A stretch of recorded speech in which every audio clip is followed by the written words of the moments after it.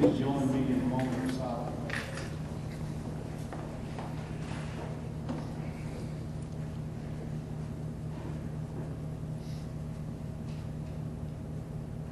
Thank you. Please stand for our pledge.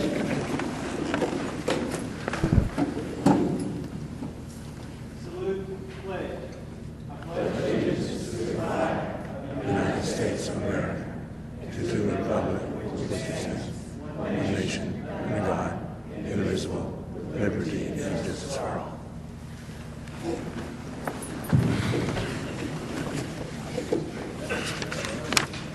Before we get started, I'd like to say thank you to Chair Bolton and your staff for hosting us tonight, and I hope our team is not yesterday. Well, for that, and yeah, thank you so much for hosting us tonight. I also want to thank Charles Hickman, one of our first board members for the city of Hoover. Shortly comes to several of our board meetings, as long as we have some of our board members come and take place. Tonight before you is our agenda for today's board meeting. Do I have a motion to approve the agenda? So moved. Do I have a second? Second. All in favor, say aye. Aye. All opposed. Agenda has been approved. Now we will move to our resolution. Dr. Dawson is absent, so Tammy Young will present a recognition, please. And before Tammy Dunn comes to her part of the program, board members, I would like to recognize you. January is Board Member Appreciation Month, and so I would like to read a resolution for our board. Whereas the Hoover City Schools employees recognize the importance of quality public education in our community. And whereas Hoover City School employees appreciate the vital role played by those individuals who, as board members, collaboratively establish sound policies which collectively ensure an innovative school system meeting community standards and values. And whereas school board members serve as voices that enable our community to preserve local management and control of our public schools. And whereas school board members are charged with representing our local education interests to state and federal government and ensuring compliance with state and federal law. And whereas the school board members selflessly devote their knowledge, time, and talents as advocates for our nearly 14,000 school children. And whereas local school board members are tireless advocates for public education and responsible for communicating the needs of the school district to the public and the public's expectations to the district. Now, therefore, be it resolved that Hoover City School employees recognize and salute Mr. Derek Murphy, Mr. Stephen Presley, Mr. Earl Cooper, Mr. Craig Kelly, and Mrs. Jill Gaines Beach in joining with school systems across the state of Alabama in proclaiming January the School Board Recognition Month, dated this 12th day of January 2016. Thank you, gentlemen, and Mrs. Beach.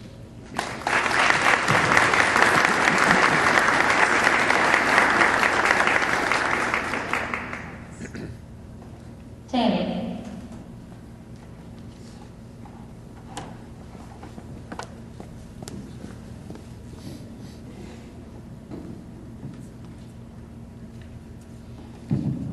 Good evening, everyone. It is with great pleasure that I, on behalf of Dr. Ron Dodson tonight, get to recognize some of the greatest leaders in our district.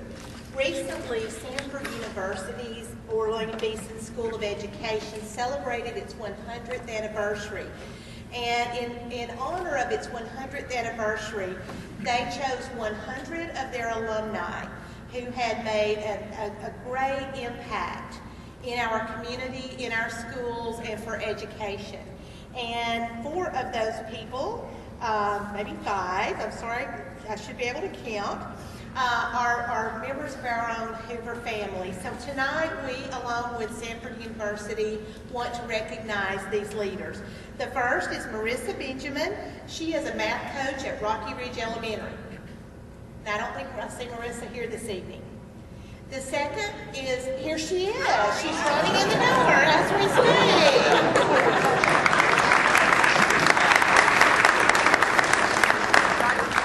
Come on sweetie. Precious girl. Oh, we know there's an accident. Hey, sweetie. Thank you. The second is Dr. Kara Chisholm. Kara is the assistant principal at Rocky Ridge Elementary School. And she may be in the traffic as well. She's sick. Okay, very good. The third is Ann Elizabeth McInvale, who is a first grade teacher right here at Trace Crossings Elementary School.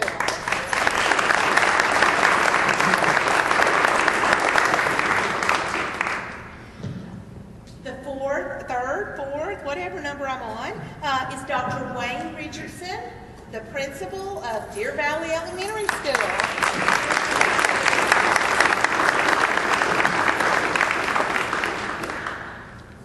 And finally, Dr. Chris Robbins, the principal of Berry Middle School.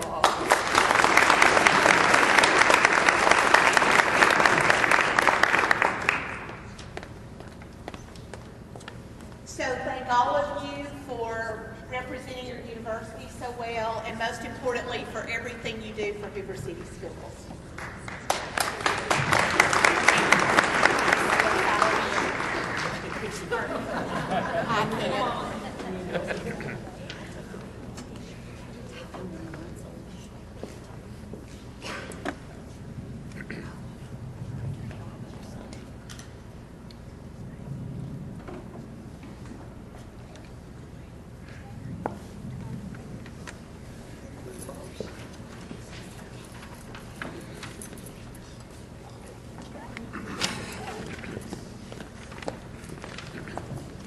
I also wanted to add an acknowledgement of our board members that many of our schools, or most or all of our schools, have various and sundry ways of acknowledging you, and this evening you'll be receiving those. So principals, thank you for acknowledging our board this evening also. Thank you. Also, I'd like to thank our parents here tonight for coming. It's a brand new year. A lot of great opportunity this year as last year, and thank you for coming. Councilman John Lyons in the back, thank you so much for 9%, well, not 100% showing up to our meeting to learn about the school. And also want to recognize our council, Carl Johnson, Bishop Solomon Johnson again, who we represented the school system. So we got all the acknowledgments out of the way, so I think we can navigate through it.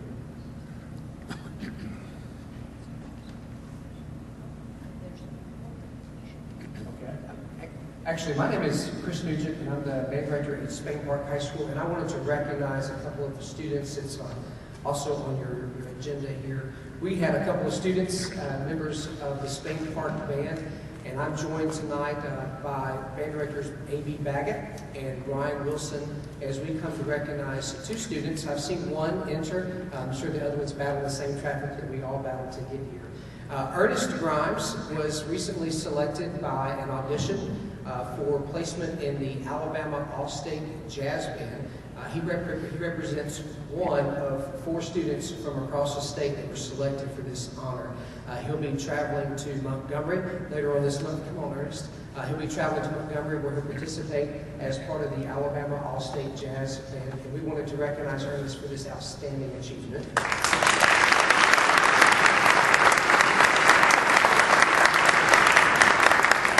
And then additionally, and again, I don't see her yet, but I want to just make just a comment about Catherine Hunter. Catherine is a senior student, just like Ernest at Spain Park High School.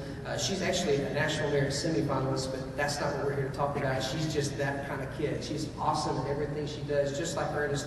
They're both rock stars wherever they go at Spain Park. Catherine was selected to be a member of the Alabama All-State Orchestra.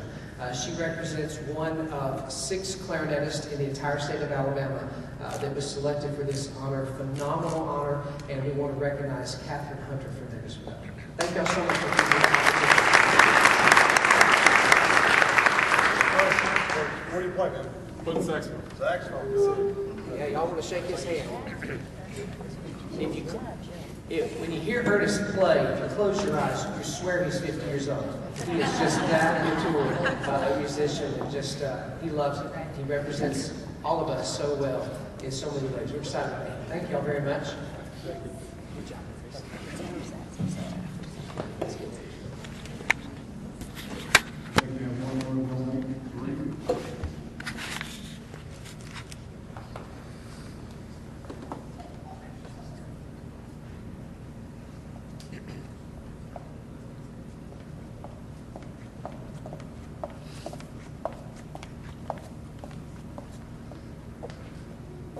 Good evening. I'm standing in tonight for Debbie Swate, Dr. Swate, who is in traffic, but I consider it quite an honor because one of my fortunate responsibilities in the Hoover school system is working with our SRO officers. At this time, I would like to have Officer John Autry come up, and I would like to have Sergeant Matt Hardy come up.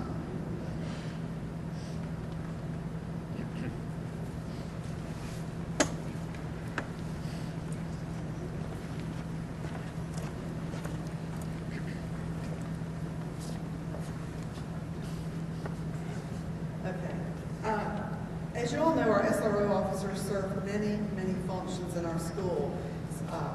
Safety, security, education of our children, helping students feel safe and comfortable, working with law enforcement, and building trust in our community so that should our students ever have a need to reach out to law enforcement, they feel comfortable doing that. There are other things, however, that go above and beyond what SROs are, quote, supposed to do, because I have found that SROs are supposed to do things, but they do many, many other things for us in our school. But Officer Autry has done that. He has gone above and beyond on so many occasions. In this case, he noticed that there were many students at Rocky Ridge who were not appropriately clothed for the weather, who maybe had on shorts when it was a little too cool, were wearing sandals when really shoes were needed. And he therefore spearheaded on his own time and his own cognition a movement to make sure that these students had what they needed. And at this point, I'd like to ask him to explain this a little bit more to you and to share with you some of the stories and the ways that he made this happen. Officer Autry? I was not prepared for this.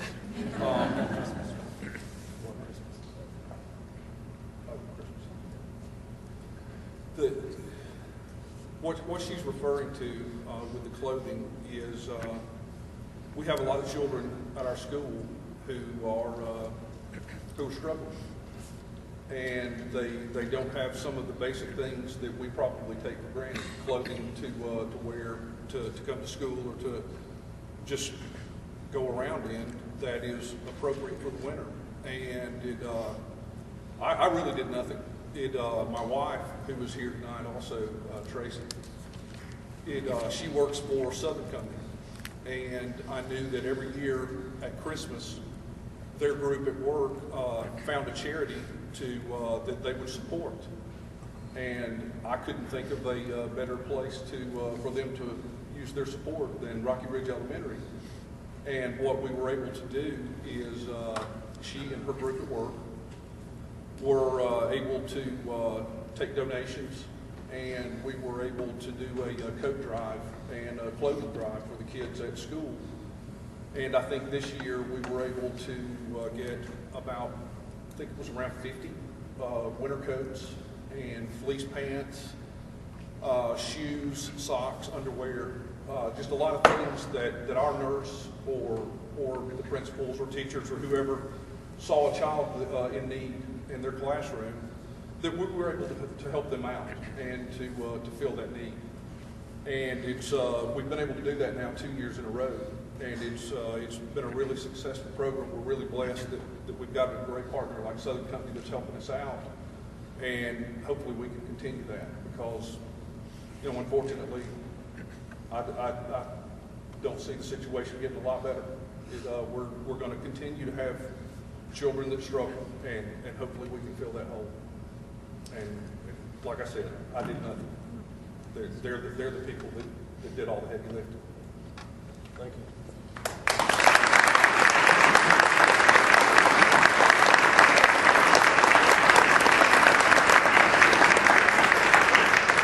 So for his efforts and on behalf of Dr. just came in. This is great. You can come in. We would like to present you with a certificate of recognition and certainly our heartfelt appreciation. Well, thank you. Thank you. So where's your wife? She We need is, her to come up here. And Dr. Swatto, you can come take your rightful place. I think Laura will give you a picture.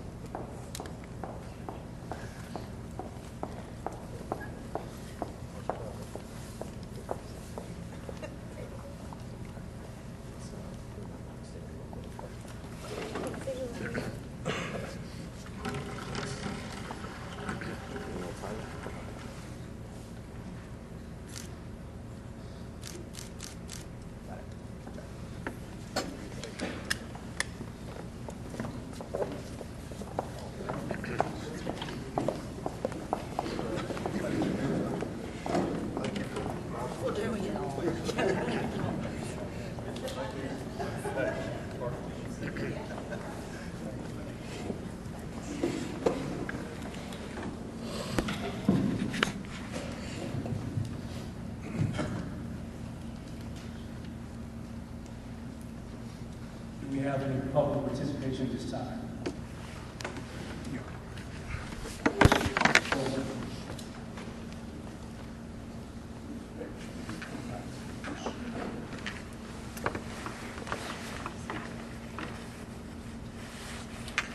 I'm Dan Fulton, I'm a retired teacher, and have lived in Bluff Park since 1956, and have a tremendous passion for quality schools in Hoover and in the state of Alabama. Now, I'm passing out a little handout here, and the cover page there it says relevant idioms. This is a little fun quiz for Mr. Cooper tonight. Mr. Cooper, yesterday at the Friends of Hoover meeting, the mayor spoke to us on the state of the city. And they took questions. And by the way, the Friends of Hoover meet every second Tuesday at Eggs and I in Hoover. And everyone in here is welcome. The meeting starting at 11 o'clock. And I gather at the next meeting, the February meeting, there'll be a presentation on the sportsplex and what we can expect for $70 million. Now, when I spoke to the mayor, I used 3 of these idioms, and 2 of them I did not use. What 2 do you think maybe I might not have used? He doesn't ride a horse, you might not say pony up. I would say that, The idioms on here are cart before the horse, drop in the bucket, pony up, grease the palms, and run onside kick. yeah, I think the last one would be one you probably would not use. You're right on, didn't use that. That was before the time rolled. Now, grease the palms comes, political scientist guru told me to put that on there because he said this is election time, that people should think about that. But the 3 that I used was cart before the horse, drop in the bucket, and pony up. Now on the second page you see an opinion to the editor that I had published in the Birmingham News, January the 3rd. And I said here, schools get short shrift in Hoover, to say the least. The Hoover city schools are running repeated deficits, need a new high school and another elementary school, and are struggling to get the schools rezoned to satisfy and please the community and a federal judge. Yet Gary Ivey, the mayor of Hoover, and the Hoover City Council just gave $70 million for sports and a measly and miserly $1.5 million to the schools. Yesterday, the mayor pointed that out. And of course, you know what I said. Drop in the bucket. And I made the point that this was the cart before the horse. And in the article, I say, isn't this putting the cart before the horse? In my high school teaching days, I provided an after-school study hall Sometimes the head football coach would bring a player in for practice. The student donned a uniform, helmet in hand, and ready to hit. And the coach would tell me that lessons were not being done, that this failure was unacceptable, that only when lessons were satisfactorily completed was the player to return to practice. Now, sports are darn important. I pointed out to Dr. Murphy that my mother was one of the first certified physical education teachers in Alabama, certified in 1930. And I was a swimmer at the University of Alabama and participated with the AAU and the NCAA in supervising events in all the years that I was in Tuscaloosa, getting a graduate, undergraduate, and graduate degree. So sports are important, but we've got to have it. We have to have the cart, but we have to have the horse. Sports are very important to the Hoover schools. And so I really think that the city needs to pony up for our city schools. Now, if we're going to do a new high school and another elementary school, especially to ease the stress of rezoning for our western section, that will probably run about, and help with the deficit, we're probably talking about $100 million. Now, the city, according to Mayor Ivey and according to President Jack Wright of the Hoover City Council, and Mr. Lyda can verify this, will be completely out of debt in the year 2022. The $70 million is a 6-year bond, according to Mayor Ivey. So that will be paid out in all, completely. So the city is in a financial position, in my opinion, to do a bond, 15, 30-year bond, $100 million, and let's get these schools straightened out. We want first-class, A-plus schools. Nietzsche just did another rating, their latest rating the top elementary schools in the state of Alabama. Hoover did not have one in the top 10. Homewood had 3. Mountain Brook had 3. Now, this is a wonderful facility, and we do have wonderful elementary schools at Hoover, but we want to maintain that. And we should have our schools in at least one school in the top 10. And maybe they really deserve to be anyway.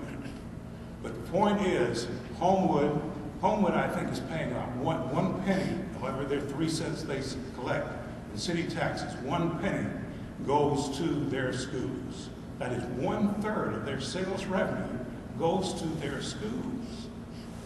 And they're getting results. So basically what I'm saying is we get what we pay for. Now, Mayor Ivey in the meeting yesterday said that this school right here is at 40% capacity. That's not true. It's at 60%. He also said that Hoover High School is not full.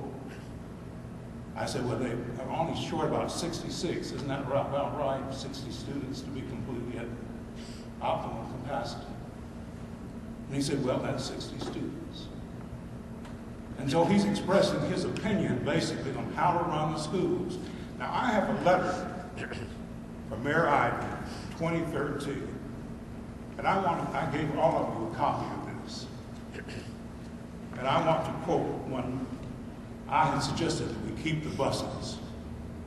And he said, the Board of Education sits independently from the city of Hoover's elected officials. It would be an ethics violation to use our political position to try to influence decisions by the board. In my opinion, that's what he's trying to do. That is what he's trying to do. And when I see Mr. Sweeney, I need to talk to him about, are there any ethics violations here? This board decides what we need in Hoover in regard to schools, with the guidance of our superb superintendent, Dr. Kathy Murphy. Now, if they need more money, then the city needs to provide a stream of funding. The former superintendent said that would be needed. He said that to me personally. He was hoping to postpone that as long as possible, but it would be needed. The city has the capacity. Now, how are they going to spend the money? Whether they're going to pay more teachers more, whether they're going to build any more schools, that is the decision of these people here, not Mayor Ivy, not John Lila, not Jack Wright, or the city council. And they need to stay in their lane. Thank you. Hey, Dan, just one point of clarification to lay up the case here. John, it's my understanding that that bond issue is proposed to be the first 5 or 6 years interest only, $2.2 million per year, and then the $70 million, assuming that's the principal, will then be financed over a period of 20 to 30 years beyond that point.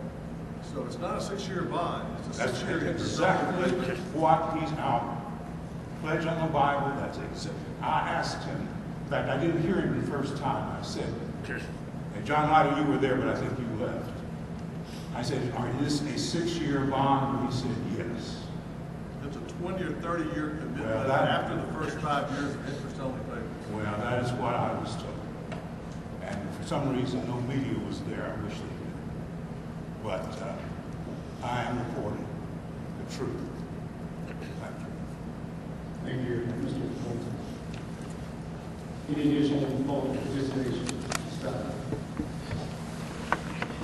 If none, we have the minutes from our regular board meeting December 14, 2016. Do I have a motion to approve? So moved. Second. Second. All in favor, say aye. Aye. All opposed? Has have been approved. Next on the agenda, personnel report. Do I have a motion to approve personnel report? So moved. Second? Second. Any questions? No questions? All in favor say aye. Aye. All opposed? Personnel report has been approved. Next on the agenda, business action items. Do I have a motion for approval? So moved. Do I have a second? Second. Any questions? Kathy, you mentioned a couple of things that were timing was off on some things. Is there anything that's a real anomaly? It's basically when, especially with the holidays, because the gates fell on the being closed, we just got some time differences between. So for budget tracking purposes, we kind of, We do our budget on an annual basis, Yeah, yeah. not on a monthly basis, so we're pretty much I will point out that on the disbursements for December, the transportation, which is rarely ever our largest expenditure item. Yeah. Thank you.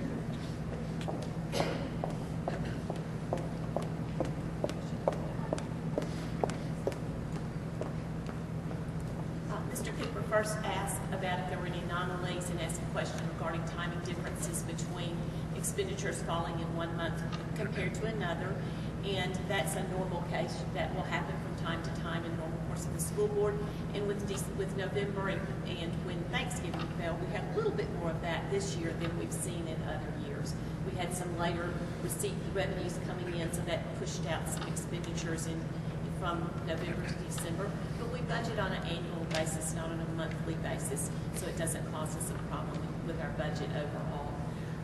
One item that I would like to point out is on the expenditures for the month of December. An unusual thing there is that transportation was our largest expense, and that's because we had an expenditure for over $600,000 for new buses that were purchased. They were ordered back in the summer. We had hoped to have them in September. They were delayed, and by the time they got to us, went through the state inspection process and all the things that have to happen. We actually paid for them in December.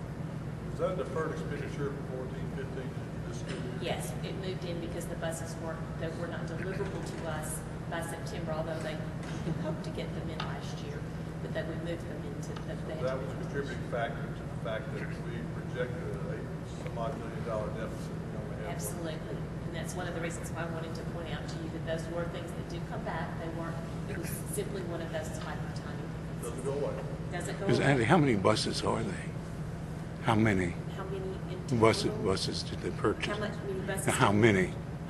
In that I believe, now, I'm working from memory, so that's always a dangerous thing, but I believe it was 8 buses. 8 buses. Are they running now? I think they went on the road this week. Okay. Yeah. I think I saw one, by the way. Yeah, so they're a new style bus. They're a standard cab bus, which we don't have in standard cab buses. So most of our buses are a snub-nosed bus. They're a standard cab bus, so they look a little bit different. So yeah, you'll notice them around in town, and I hope I'm right on the 8. It could be 7 or 8. I can't remember. What about 89,000? Yeah. So I think that 8 numbers probably close to right. So yeah, so they're out on the roads, and we got them in service. I think Tuesday they will be service. Thank you. Anything else? Thank you. Any additional questions? Yeah. If no additional questions, all in favor say aye. Aye. All opposed? Business action items have been approved. Next on the agenda, virtual education option costs. Can I have a motion for approval? So moved. Do I have a second? Any questions? If there are no questions, all in favor say aye. Aye. All opposed? Let me ask one quick question. As far as the upcoming school year, we have this requirement for virtual schools. What kind of interest level do we have so far? So we did a survey.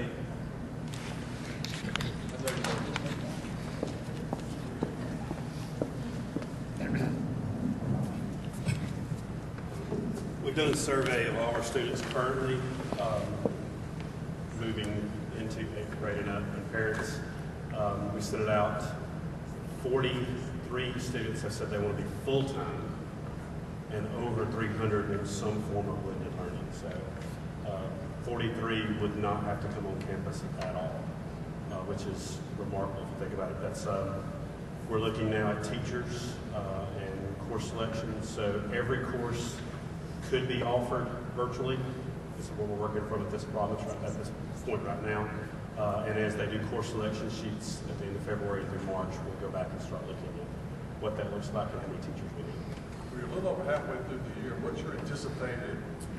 So I'll tell you, a year ago we did a similar survey, and a little over 10 kids said they were interested in a complete virtual world. So the numbers growing quickly, and then the kids who are dual enrolling now are seeing the benefit of taking classes virtually. So those numbers will go up. I think it'll go up tremendously over the next few years. I mean, as you see kids who could do a career tech type path, who could go work during the day and take classes at night, those numbers should go up dramatically. I mean, I know personally I would.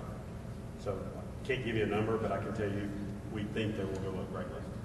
Those students will have that insert qualifications or they even enter into that virtual option? There will be standards set, and that's part of the procedures, not the policy.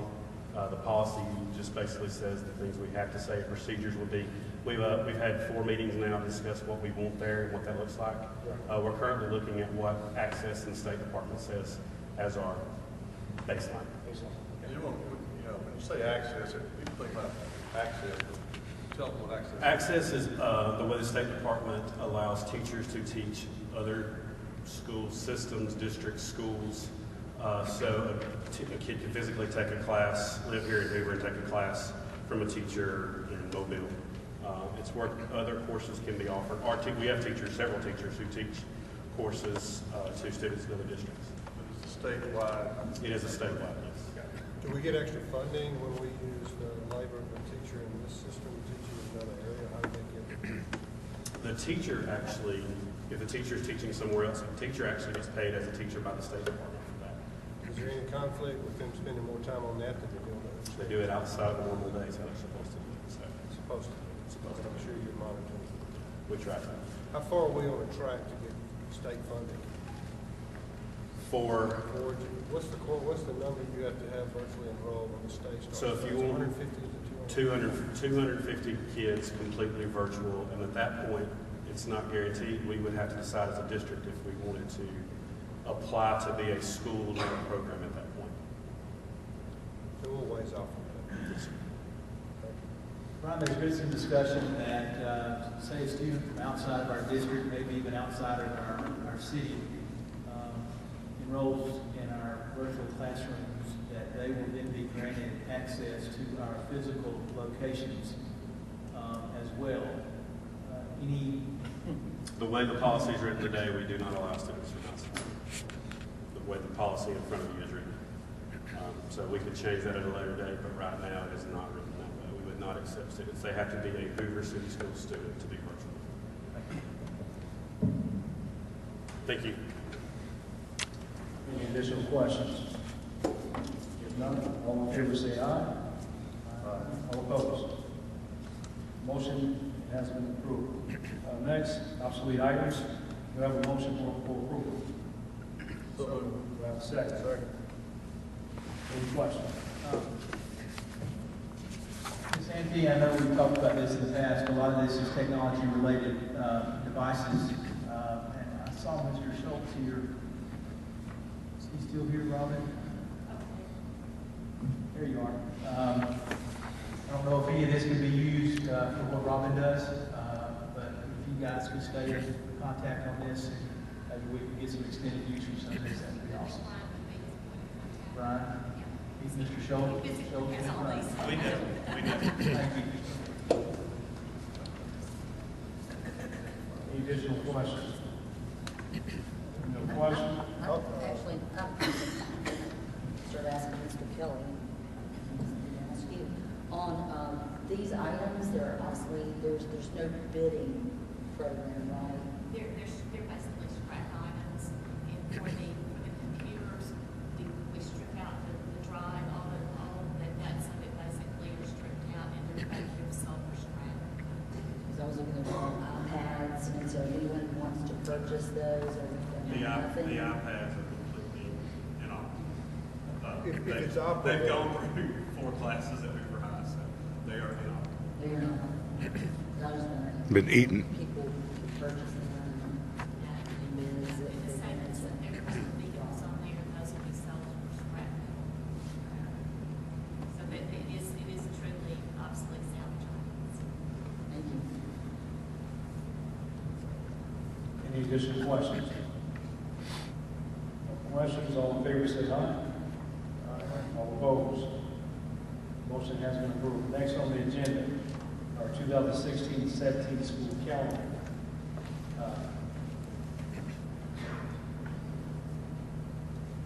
Ray, do you want to present first?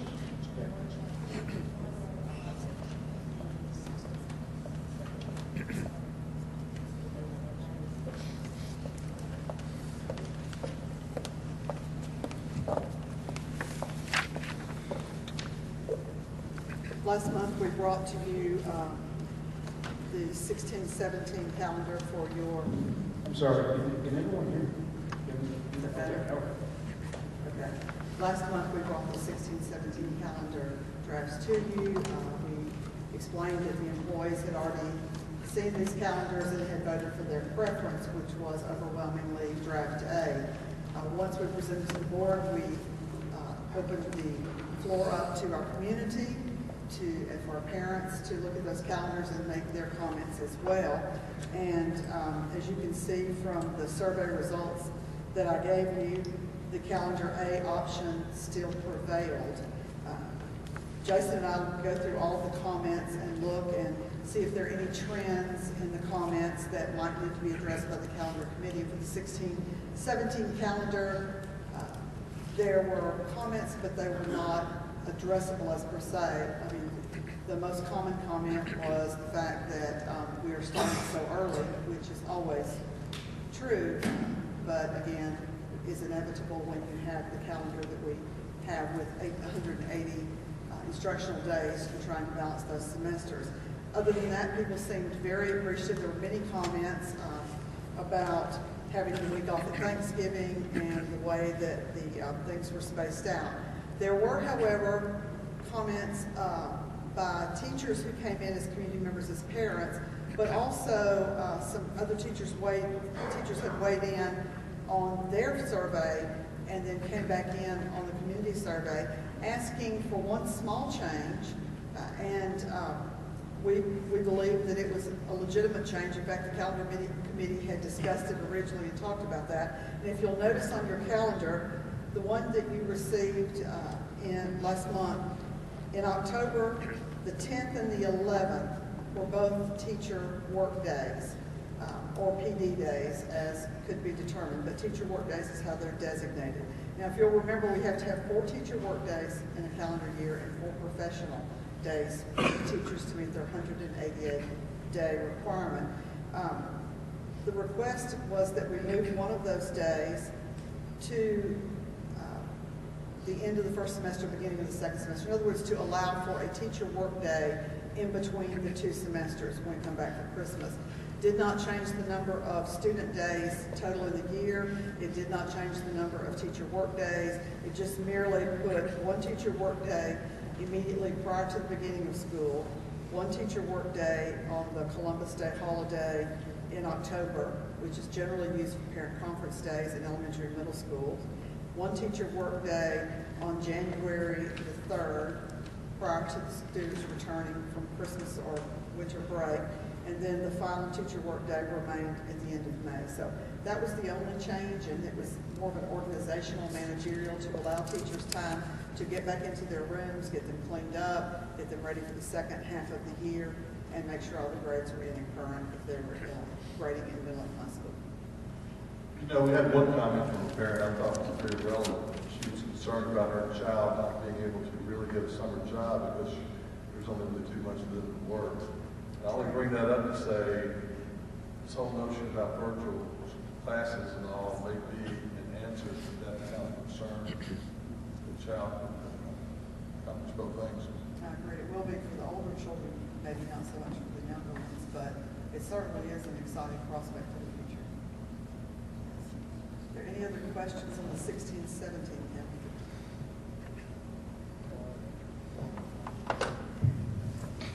I talked with Ms. Greg about this when I first walked in. I guess I'm speaking now in dual capacity here as a parent that has a son that will be going to Hoover High School next year. And my concern is we are coming back so early, and I pulled the 2015 and 2016 and have been doing a comparison and asked you, that's what I was asking you, and I guess I haven't been able to process it all. I don't know if we're voting on this tonight or not, but We are hopefully voting on the 16-17. we are in 16, 17. It seems like, let's say if your child is involved with band or sports, they will be coming back probably 2 weeks before that start date for the teachers. So that has them coming back almost in the middle of July. So that is not even a 2-month job prospect up there. That's 6 weeks out there. And so is there anything, that you were telling me, some differences with the current calendar and the proposed calendar? I know that this year is a leap year. Right, this year that we're in now is a leap year. Last year's calendar was a little bit of an anomaly as far as the summer gave us a little extra time in the summer because we finished earlier, we finished before Memorial Day. And so the way the calendar falls, as we all know, through the year the days rotate through. Christmas is on Friday one year and on Saturday the next, etc. So as those days rotate and holidays fall in certain places, your calendar shifts, and that's primarily why it does shift. The way it fell last year, we could finish and Memorial Day was later, so we have a little bit less time, or a little bit more time, depending on where that last Monday of May falls. There's the shift. Our problem with an early start date is the fact that we have to include 180 instructional days in the school year. And if you'll notice on the calendar, there are very few days that students are not in school from the beginning, which on this proposed calendar is August 4th. We have Labor Day where students are not in school. We have Veterans Day when students are not in school. We have one teacher work day when students are not in school. And then we have the Thanksgiving holidays, which overwhelming, in fact, almost 82% of our parents and our teachers were, please don't take that week away. It was almost, you could almost read the exclamation points at the end of that. So we left that day in. Then if you'll look for 2016, Christmas falls on a Sunday. So you have kind of a unique situation. It falls halfway in between that winter break. So you could push and run classes through, say, the 21st, even the 22nd, if you really wanted to be brave, the 23rd of December. But that proves very difficult for our families to keep track. Particularly if you have shared custody issues where you've got children who need to be in both places. So many of our families now are not native to our area, and they have relatives all over. So, you know, everybody would say that, in fact, there was no one that said shorten Christmas holidays. A couple of people offered up that Monday, Tuesday, Wednesday of Thanksgiving week as a sacrifice, but I don't remember seeing one comment that said, let's shorten the Christmas break or let's move it a little bit. So I feel like that 2-week break is pretty important to our community. So if you don't push it then you have to push it into January.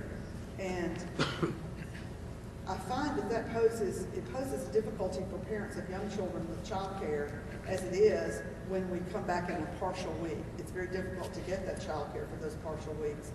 But you know, when you do it routinely, it becomes even more of an issue. So we've already got to push it because of the way New Year's falls next year on a Sunday. You have to push out a little bit. Then if you add that teacher workday there, you're pushing out, but you're preserving first semester. If you look at the instructional days, first semester has 89 instructional days, and second semester has 91. There's an inherent imbalance to make it work as it is. The only mandatory holidays, and Carol, correct me if I'm wrong on this because we talked about it at length, are Veterans Day and Memorial Day. Those are the ones you have to be out. Is that correct? That's what I have written down. Labor Day is optional, but it's really not. Martin Luther King Day is optional, but it's really not. So those are traditional holidays that we have. So again, you see the imbalance. To squeeze in, to go later, you're pushing first semester into January. Does all that make sense? Well, I'm just looking at the 2015, 2016, and just looking at the actual dates, and no, it doesn't make sense to me right now. And when you said that there's a lot of parents that have the shared custody, so with the That's summer, just one of the issues. well, yes, that but comes in and even feedback. at the standard visitation setup, and it's usually 30 days, and you break that up 14 days with notice. So that could be one parent having a child 4 weeks. True. And But another 6 weeks. right, I was just So making I know the that was- comments that come in on feedback had to do with those holidays.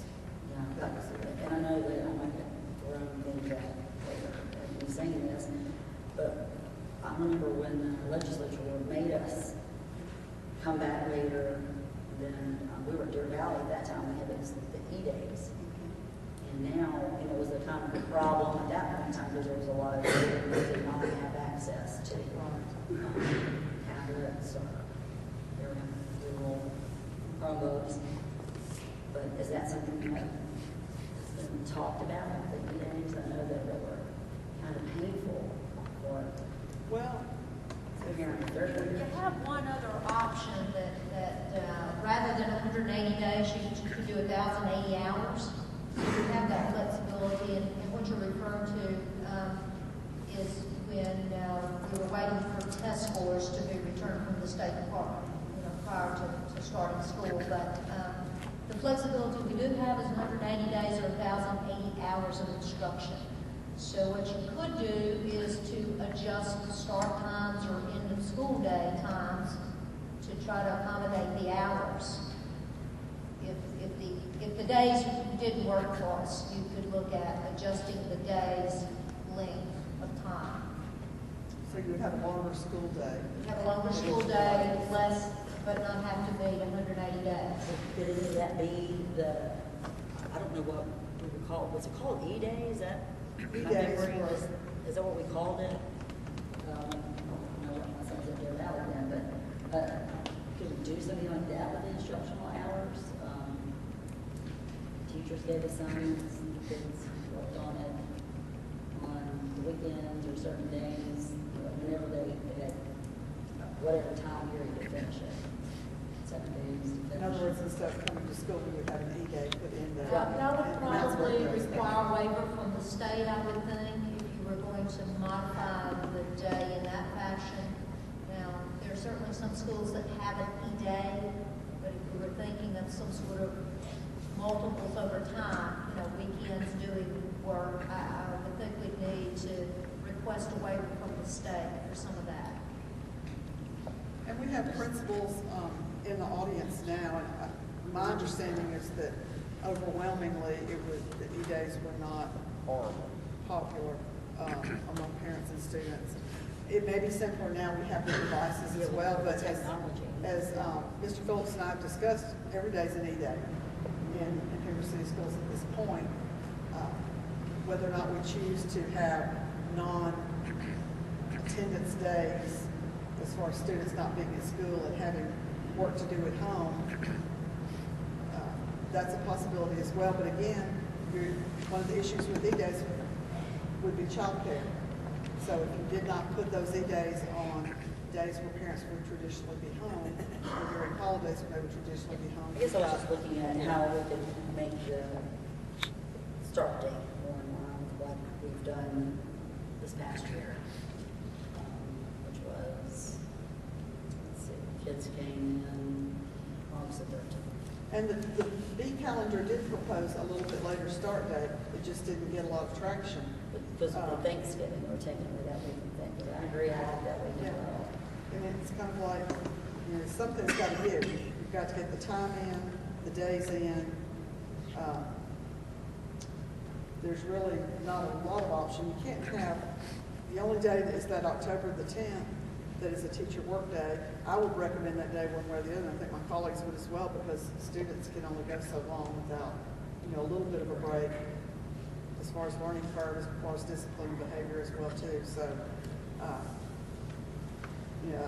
we certainly pleasure forward with the vote on the calendar or anything you want to do to postpone that. The calendar committee feels strongly that in order to get the days in without an E-day option, and that was not one that they felt to consider, or that we had felt like we had a mandate from any of the feedback sessions. We left it as it is.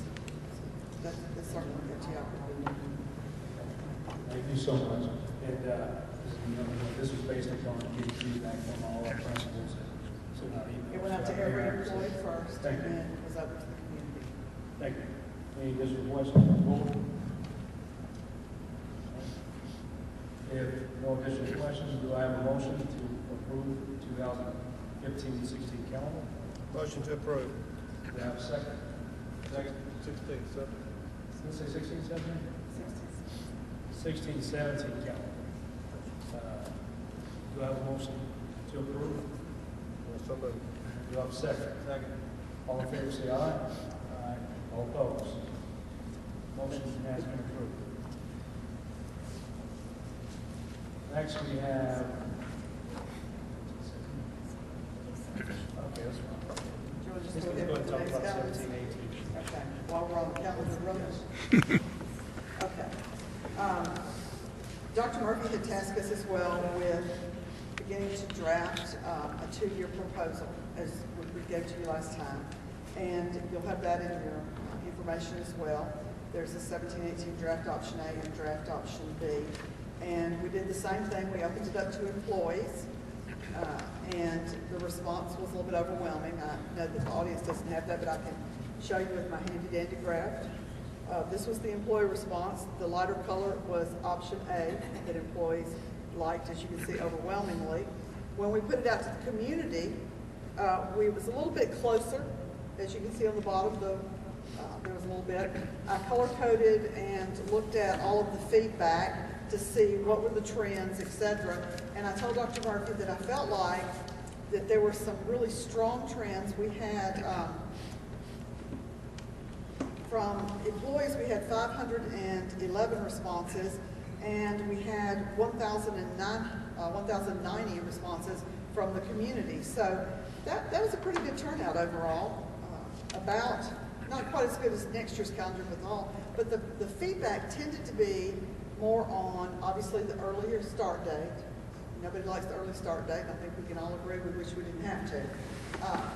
But again, the same comments came up about Christmas. Now, because this is a leap year, this year Christmas was on a Friday and New Year's Day was on a Friday, but with leap year this year, it jumps to Sunday.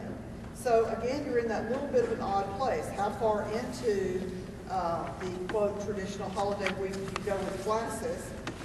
And in option A of that 2017-18 calendar, the week of Thanksgiving was still off, and we went into Monday and Tuesday of the week. In other words, the last day for students was December the 20th, 5 days before Christmas and still plenty of time to travel for holiday. And then the return day was January the 4th, so we shifted that Christmas or that winter break vacation into the first week in January. That one seemed to take off a little bit more. And because in the 17-18 year, spring break actually fell the week before Easter weekend, we have a lot of comments from parents to try to put spring break with Easter weekend. Now, if it's as frustrating for you to figure out when Easter is, it is to me. Now that we can just Google it, it's wonderful. But, for example, next year, Easter doesn't fall anywhere near spring break, and so it's irrelevant, but it falls in April, actually. But for the 2017-18 year, it fell at the end of the traditional fourth week in March of spring break. So we left it that way both times to give that extra travel time that parents have requested very frequently in their feedback. Other than that, there just seemed to be a good bit of consternation about how we could fix them a little bit better. We had not intended for the 17-18 calendar to come up for a vote at this point, unless there was just an overwhelming response and no feedback. But the date for next February when we're going to vote gives us time for the calendar committee to reconvene and look at all of that. So that's just that information on that for you. Is the start date the same? Close. Thank you so much, and also thank Dr. Murphy and the staff. I think it's the first time we actually put out two options and allow our parents and everyone to look at it and get feedback. So I'll continue forward that. Next on our agenda, we have we need to consider the names for the members of the textbook committee. Do we have a motion for approval? So moved. Do we have a second? Any questions on the board? Questions on the board? All in favor, say aye. Aye. All opposed? Textbook committee has been approved. Next on the agenda, we've covered that already, move that up. So we'll go to new business. New business. Mr. Murphy. Yes, sir. You know I have to say something. I hope you all are looking at what Senator Del Marsh from Anderson is planning on introducing in the legislature. The raise bill, Senator Marsh is planning on introducing that. It's going to grade students, grade teachers, extremely expensive project. In my opinion, has a lot of special interest, I guess is the way to word it kindly. So please read that, keep up with it, and try to communicate with your legislators or your family and friends that are out of this district, because they all can vote when they're elected to state legislature. Thank you, Mr. Murphy. When does session begin, Mr. Kelly? When does February the 2nd through May 16th. February 2nd is the start of the general session. There's several other issues I won't go over again in order we want, but then recap that for you. The HPTC meeting's coming up, and I know I'm going y'all to death in. I'll try to have some information there if you're interested in seeing it. Thank you.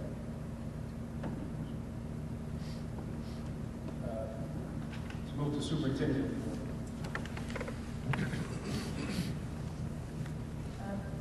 Thank you, Mr. Kelly. Certainly I wanted to acknowledge likewise the raise bill, and we encourage, we actually sent that bill out to all of our faculty and staff and encourage them to read, review, and to have conversations among themselves. It's an extremely interesting bill, choice of words interesting, but the legislative session does begin on February the 2nd through May 16, and Board members, I plan to attend the legislative session along with other District 5 superintendents. If you'd like to jot these dates down, and certainly if you could or would be interested in joining me for any of these sessions, that would be great. February the 17th, March the 8th, March the 24th, April 26th, and May the 12th. District 5 superintendents will be in Montgomery for legislative sessions. I will be in Montgomery for a couple of days of, I believe that's February the 2nd and 3rd for legislative sessions with school superintendents. So please feel free to join me for any or all of those dates as your schedules might allow. I anticipate lots of interesting legislation this time around as we've had in past legislative sessions. I wanted to also share with you just an update on rezoning for our community and also for you. Two District 5 superintendents, but you may attend any day that the legislative session is in play. Rezoning. Our central office staff had an opportunity to meet with the Department of Justice just before we left for the holidays and share lots of input with the Department of Justice as it relates to our rezoning plan. Mr. Matt Cropper, who is contracted with the Department of Justice, is working with us on the GIS system in terms of a proposed map, a rezoning map. Rezoning is also known as student assignment plan, so if I use that term, they're interchangeable. On January the 22nd, the Department of Justice and the Legal Defense Fund with the NAACP have asked for us to provide them some information based on the proposed plan that we worked with the Department of Justice with. We received that proposed plan back from them last week. We are looking at that and studying that plan, seeing what questions we have. The Department of Justice Legal Defense Fund folks have asked us to take that plan and to look at teacher assignments based on that plan, to look at transportation as it would relate to that plan, and to do some work specific to those particular areas. We are very busy doing that, and I am proud of my staff and our technology department. Chris Ronnie is just a gem as it relates to her work also, as many other folks are working diligently on that. On January the 28th, the Department of Justice and the Legal Defense folks will fly back into Hoover and will meet with us for some additional conversation based on a letter that we've received from Donald Sweeney. There is certainly the thought that we are getting close to a plan that the DOJ, LDF, and hopefully the school district can agree to. Hopefully when we finish our January 28th all-day meeting, we will have a plan that we are then ready to take out to our public. We will spend time early February taking that plan out to our public as we committed to the public to do, holding community meetings and seeking the input of our community, our constituents. As we get that feedback and as we are able to integrate that feedback into the plan and continue to craft and develop that, I would say to you that any adjustments would require the Legal Defense Fund folks, Department of Justice, to be with us on any adjustments that might be made to that plan based on our community feedback. I am very hopeful, board, that on or about March the 1st, I'll bring a plan to you and ask for your approval or ask for your review and hopefully we get your approval for that. Immediately thereafter, I and the Legal Defense Fund and the Department of Justice will request that Judge Heikala have a hearing with us to allow us to be able to get before her to address any questions or concerns that the court might have and to have a public hearing with the judge. So I wanted to share that time frame with you where we are. Lots of work is happening behind the scenes as we continue to try to craft a plan that is thoughtful to our community, but also helps us meet the pending litigation that is before us. with the Legal Defense Fund and the Department of Justice. So, pleased with where we are, and a lot of work to be done in getting ready for our January 28th meeting. I wanted to share also with you some areas that I and my staff are spending some time focusing. Not only is unitary status and student assignment plan consuming a lot of our times, but we've actually doled out some assignments in the central office, and I wanted to make you aware of some of the things that's on our area of focus, or that are our areas of focus. We're looking at our salary schedule, and we're trying to untangle that a little bit, just in terms of its readability and understandability. And I'm not talking about adjusting salary schedules or manipulating amounts of money that individuals are making, but just simply trying to get that salary schedule to make sense to us. It should be fairly non-complicated. You should know what degree an individual holds, how many years of service, and you should fairly well be able to go to that salary schedule and understand it in that sort of term. We're also looking at supplements and stipends that are being earned in our school district. We have a committee that's looking at facility use, costs for use of our facilities, who all's using our facilities, making sure that we're cautious about liability. We're looking at job descriptions in our school district. We're giving great thought to our policy manual and looking at procedures, and we'll be working with our legal counsel specific to those areas. I do want to thank Brian Phillips, who's spending a great deal of his time helping us get the last 3 years of the policy pipeline integrated into our policy manual and helping us get to speed there. We are also having lots of conversations about an organizational chart in the central office, and we have a committee that's working with us starting strategic planning. We're looking at also the cost to our school district in time and money for documents that are requested of us. We get a number of public information requests, which consumes a great deal of our time and becomes very costly for us as a school district, and would only be fair for us to give thought to passing that fee to those individuals who are making those requests for documents.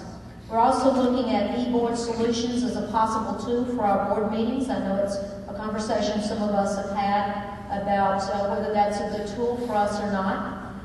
Giving a lot of thought and conversation to the Jefferson County 1 cent sales tax. I was in a meeting today where that was a topic of conversation and discussion. We're also looking at student random drug testing, and we're also looking at our extended day program and how well that's working for us and where that's a program that we should continue. I also want you to know, board members, that we're looking at savings to our school district. By savings, I mean financial savings to our school district. In a number of cases, we've had employees who've resigned their positions, and we've done everything we could to find ways to cover that work without employing or replacing those individuals. We're looking at custodial services, or we have looked at custodial services at the central office level, and we found another way to keep our building clean by borrowing from Spain Park, one of their custodians, and not having a separate cost incurred. We've not replaced some aids on some buses where we felt like that was reasonable and fair and not compromising our students. And we've decreased some of our out-of-state travel to national conferences, and we've contracted some of our aid positions with Appleton in order to decrease some of the benefit cost that the district has to incur. So I want you to know we have lots of assignments, lots of things going on. We're being very thoughtful about where we are financially and trying to look at savings to our school district. And so those are some of the things that I just wanted to bring you up to speed and share with you, and certainly would be happy to answer questions should you have those at this point. Going back to the Department of Justice, make sure I summarize the timeline correctly. 28, your first year, Department of Justice travel down. The second will be at 28. And the plan is to deliver this to the public sometime in February. So, will that presentation, do that within the town hall setting and on February 8th board meeting? correct. And one of the things that I think would be important would be for us to have a large community meeting so that we're not meeting with a single community and they get to hear and know and have information no one else has at that point. So I'm seeing a large community meeting, maybe at one of our churches that could accommodate that, but then also going back out to our community as we suggested we would and allowing individual communities to have opportunities to look at that with us. So the first meeting would be a large community meeting and then going back out. I know several concerns was about the 5:30 meeting being a very building. So this should be a concern about the traffic. Big deal when zoning will not be there. So I believe Not to suggest that we didn't have some conversation about it, but I would not see that as our rollout, if you will. gotcha. And I believe one of those dates and times for those town hall meetings, probably 6:30, 7 o'clock range. I'm sure everyone has an opportunity to get there. So that'll be the same. Thank you. Any additional questions? Dr. Murphy, plan to present the rezoning plan to the board in March. Normally that would put us on the 14th, the middle of the month. What is the time frame that takes place once that vote has been received and the time frame to get in front of Judge Hamlin? Is that something that's already in place, or go ahead and request that, or do we have to wait until board approval before we can request this meeting? Yeah, great question. So we will ask that Judge Michaela get us on an earlier schedule. When she sent out a scheduling order, she had indicated April, but the parties, LDF, Department of Justice, and the school district, all three parties would and desire to get before her before April. And so we are requesting to get to her sooner rather than later, just in all fairness to our children and our community. Thank you. Any additional questions from the board?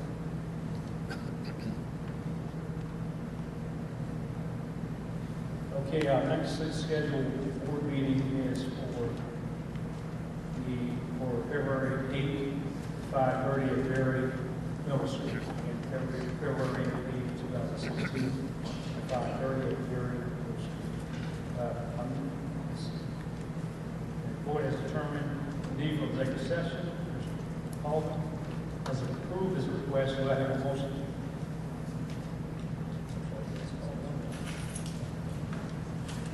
Mr. Johnson. All right. I do have a motion to convene into executive session. Do I have a second? All in favor, say aye. All opposed? We shall convene. It's been approved. The matter of real estate will be the subject line, and I see